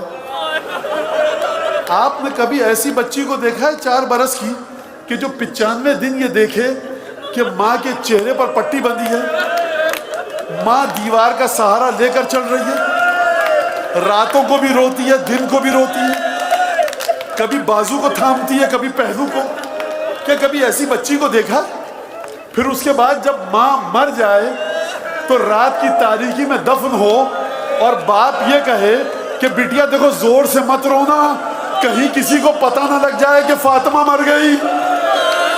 4 سال کی عمر میں سیدہ تابوت سیدہ کے پیچھے چلی زینب کبریٰ. سیدہ کو دفن کیا، صبح کا سورج نکلا. بی بی نے تہجد بھی پڑھی ہے، نماز صبح بھی پڑھی ہے. جب صبح کا سورج نکلا تو ماں تو یاد آئی ہوگی کہ صبح کے وقت ماں کھانا کھلاتی تھی. نماز شب کے وقت جناب سیدہ کی مناجات یاد آئی ہوگی. جی بیوی نے گریہ نہیں کیا ہوگا؟ خود بتاؤ مجھے. جیسے ہی بہن کی آنکھ سے آنسو نکلتے ہوئے دیکھے ہوں گے، حسن آگے بڑھے ہوں گے، بہن ہمارے کلیجے لگ جاؤ. علی نے کہا حسین آگے بڑھے ہوں گے، بہن کیا ہوا، ہم ہیں نا. علی مرتضیٰ آئے ہوں گے، سر پر ہاتھ پھیرا ہوگا، رخساروں کا بوسہ لیا ہوگا. کبھی زینب نے علی کی باہوں میں آ کر گریہ کیا ہوگا. کبھی ام سلمہ کے پاس گئی ہوں گی، نانی موجود ہے نا. کبھی حسن، کبھی حسین، بنو ہاشم کی خواتین، چچی اسما بنت امیس موجود ہیں. تھوڑے دیر بعد دل بہل گیا ہوگا. زمانہ گزرا، باپ کو افطار کرائی 19 رمضان. باپ سحری کر کے گیا مسجد میں، اپنے پیروں پہ چل کر، ریش مبارک صحیح و سالم، امامہ خون میں تر نہیں ہے. جب آیا ہے واپس تو سر سے خون بھل بھل بہ رہا ہے، داڑھی خون سے رنگین ہے. جبریل کی آواز سن چکی ہے، الا قد تحدمت واللہ ارکان الخدا قد قتل ابن عم المصطفیٰ. جبریل کی آواز سن چکی ہے، ہدایت کے ستون گر گئے. بابا ابھی تو آپ گئے تھے اپنے پیروں پر، اب جو دروازہ کھولا تو دیکھا کہ باپ اپنے پیروں پر کھڑا ہے، داڑھی خون سے تر ہے، سر اقدس سے خون بہ رہا ہے. ایک دفعہ بسترے پر لٹایا. 21 رمضان کو علی چلے گئے. زینب کے دل پہ کیا گزری ہوگی؟ سب سے زیادہ چہیتی بیٹی تھی جناب زینب. حسن موجود ہیں، حسین موجود ہیں، عباس موجود ہیں. نہیں میں مزید بتاؤں آپ کو، 18 بھائی موجود ہیں. سب بھائی موجود ہیں گھر میں. دفن کے بعد جناب زینب دیکھ رہی ہیں، دل کو سکون ہے. ام البنین موجود ہیں، بہنیں موجود ہیں. ایک دفعہ واپس یہ قافلہ مدینے آیا، بتایا گیا ہوگا بی بی زینب ذرا جلدی چلیے، حسن مشتبہ کی طبیعت ناساز ہے. کیا ہوا؟ جب بتایا ہوگا خون کی قے پہ قے کر رہے ہیں، کیا دل پر گزری ہوگی؟ جب زینب آئی ہوں گی، علماء فرماتے ہیں کہ حسن نے وہ تش چھپا دیا جس میں خون کے ٹکڑے پڑے تھے. کیوں؟ بہن جب خون کی قے کرتے ہوئے دیکھے گی نا، برداشت نہیں کر پائے گی. میں کہوں گا اے مولا حسن، کاش آپ عصر عاشور ہوتے. ایک دفعہ اب جب حسن چلے گئے، 17 بھائی موجود ہیں. محمد حنفیہ موجود ہیں، جناب سید الشہداء موجود ہیں، ابو الفضل عباس جیسا بھائی موجود ہے. جب کربلا میں آئیں، ایک ایک کر کے تمام لوگ رخصت ہوئے. اکبر گئے، قاسم گئے، اولاد عقیل اولاد جعفر گئی. علی اکبر کا جنازہ آیا، حسین موجود ہیں. اون محمد کا جنازہ آیا، حسین موجود ہیں. عزیزوں مجھے یہ بتاؤ کہ جب فرزند رسول گھوڑے سے زمین پر گرا تب کون زینب کو تسلی دے گا؟ آپ اون محمد کا ماتم کرنے بیٹھے ہیں. زینب کو تعزیت دیجئے، لیکن یہ کہہ کر کہیے اے میری شہزادی، مجھے سمجھ میں نہیں آ رہا ان 2 ننھے شہزادوں کی آپ کو تعزیت پیش کروں کہ جو بچے گھوڑے پر بیٹھ بھی نہ سکتے تھے، سہارے کے ذریعے بٹھایا گیا. جب میدان میں گئے، مقاتل نے لکھا ہے کہ جب علی اکبر گئے پہلوانوں کو بلایا. تاریخ نے لکھا ہے کہ جب قاسم گئے پہلوانوں کو بلایا. جب دیگر بنو ہاشم گئے، ایک ایک کر کے پہلوانوں کو بلایا، مقابلہ کیا. یہ دونوں شہزادے اتنے کم سن تھے کہ پہلوانوں کو نہیں بلایا. بس ایک دفعہ لشکر نے گھیرا ڈال کر حملہ کیا، بچوں کے ہاتھوں سے تلواریں چھوٹی، گھوڑے سے زمین پر آئے، شہید ہوئے. لاشوں کو لا کر گنج شہیدہ میں رکھا گیا. تاریخ نے نہیں لکھا زینب خیمے سے باہر آئی ہو. کب خیمے سے باہر آئی؟ جب اکبر کا لاشا.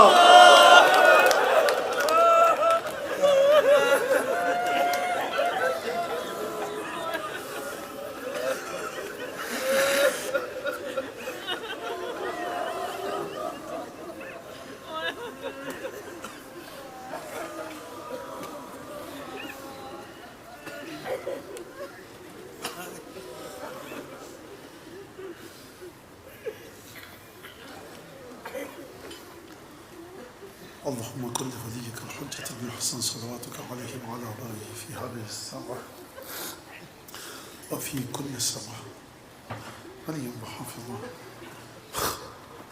وقائدا وناصرا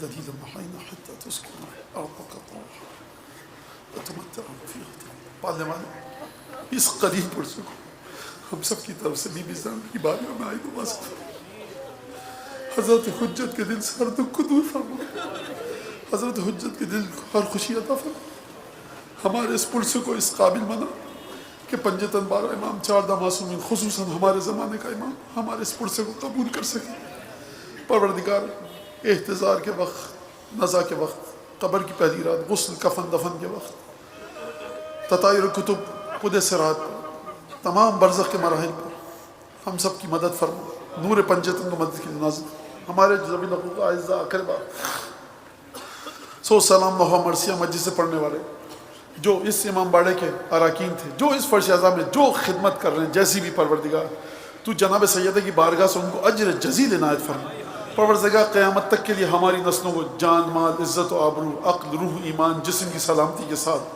محمد و آل محمد کی عزاداری میں مشغول فرما عزاداری کو قائم و دائم فرما پروردگار جو لوگ اس ملک کی جڑوں کو کھوکھلا کرنے کی کوشش کر رہے ہیں ان کو پروردگار جس لباس میں ہیں جس فرقے سے ہیں جس مذہب سے ہیں جو اس ملک کے لوگوں کا چین سیکھ رہے ہیں کوئی بھی ہے کسی بھی طرح سے ان کو نیست و نابود فرما اور جو اس ملک کے لیے خدمت کر رہے ہیں کسی بھی لباس میں کسی بھی فرقے سے ہیں پروردگار کوئی سی بھی زبان بولتے ہیں ان کی توفیقات میں اضافہ فرما پروردگار امام کے ظہور میں تاجید فرما ہمیں ان کے انصار و اعوان میں شامل فرما حقیقی معنوں میں عزاداری کو انجام دینے کی توفیق عطا فرما دعاؤں کی قبولیت بلند آواز سے درود پڑھ دیجیے